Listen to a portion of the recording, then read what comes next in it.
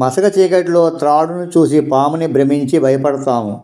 కానీ తర్వాత దీపం సహాయంతో అది త్రాడని తెలియగానే ఆ భ్రాంతి భయము తొలుగుతాయి. అలానే వాస్తవానికి బ్రహ్మమనబడు పరమాత్మ ఒక్కడే ఉన్నాడు. అజ్ఞానం వలన మనకు ఆయన స్థానే జగత్తు గోచరించి భయము, ఆశ, దుఃఖము కలుగుతాయి.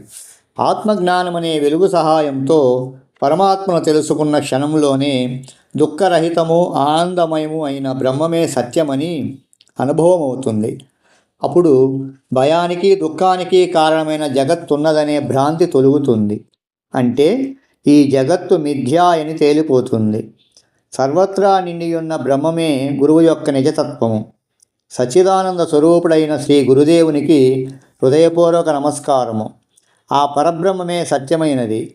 అజ్ఞానం వలన దుఃఖములో మ్రగ్గుతున్న జీవులపై కరుణతో వాటికి ఆ దయానిధి తన నిజతత్వాన్ని బోధించడానికి అత్రి మహర్షి పుత్రుడై జన్మించి శ్రీ దత్తాత్రేయుడని పేరు పొందాడు. శ్రీ గురుచరిత్ర